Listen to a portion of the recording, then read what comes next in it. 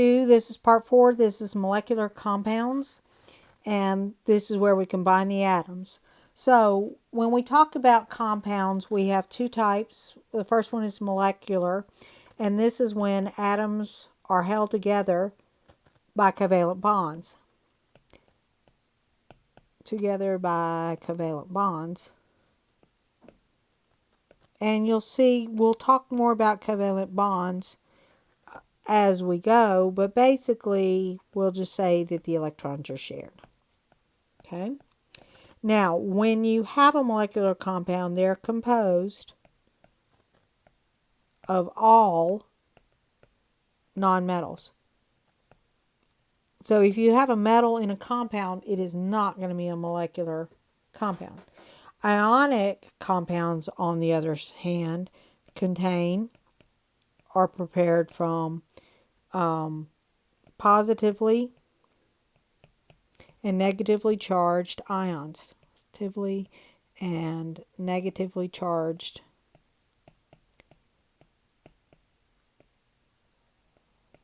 charged species called ions. These are known as ions. More about those later.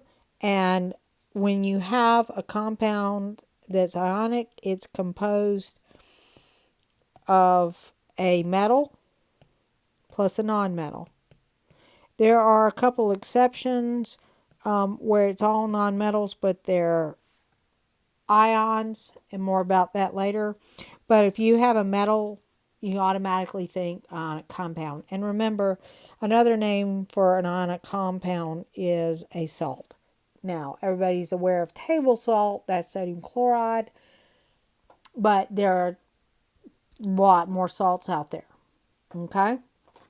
So if we look at a compound and it's all nonmetals, then it's molecular. If it's got a metal in it, then it is ionic. Okay, when we draw a chemical formula, it consists of the atomic symbols which identifies the atom present. If it's only one letter, then that letter is capitalized. If it's two letters, only the first letter is capitalized. So for example, cobalt is capital C, little o. Carbon is capital C. If you were to have CO, that's carbon monoxide. That is not an element. That is two different compounds. So when you write things down, and most of the time you're going to type it in, don't type it in as all caps. You have to use lowercase where it's important so that you can differentiate. Now, in compounds and formulas, the subscripts define the number of atoms or species. So, for example, this is your subscript, and this tells you that you have 2 hydrogens present. Now, if you'll notice, there's not a subscript there. It's understood to be 1 unless it's something else, okay? Because otherwise it wouldn't be there. Superscripts will designate a charge. So, for example, since we're on the water theme, this would be my charge. That means it's 1 plus. If we had a chloride ion, then we'd have the minus charge. By convention, you write the number and then the charge, but it doesn't matter which order you do it in. So if we're going to look at molecular compounds first, and when we do bonding, we're actually going to reverse that. But within molecular compounds, you also have 2 other formulas to worry about. One is the empirical formula. This is the smallest whole number ratio of the atoms atoms present in the compound.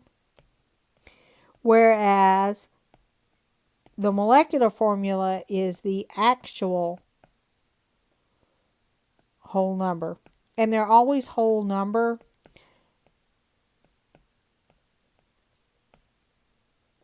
Of the atoms present.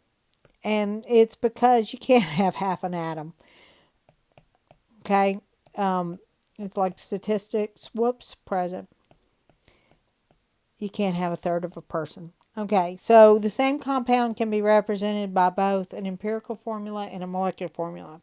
And this is actually critical when you start looking at things. So, for example, the lowest ratio we have for this compound here is C2H2O. But if you multiply the empirical formula by 4, then that means that you end up with C8H8O4. So if you'll notice, it's got the same empirical formula, but it is not, it has a different molecular formula. So for example, if we took the empirical formula and multiplied it by 3, then our compound would be C6H6O3. So that would be a different compound from this one, but it would have the same empirical formula. And a lot of times, especially when you go on to biology, organic, etc., we'll talk about empirical formulas with respect to molecular formulas because species that share the same empirical formula oftentimes have very similar properties, like they're all sugars, etc. More about that later on. Okay? So right now what I want you to do is look at this and determine whether this is an empirical or molecular formula.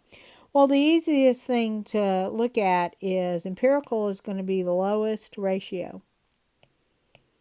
And it has to be whole numbers, remember that. So you've got a 4, an 8, and a 3. So 4, 8, and 3. Can you divide any of those by the same number? No.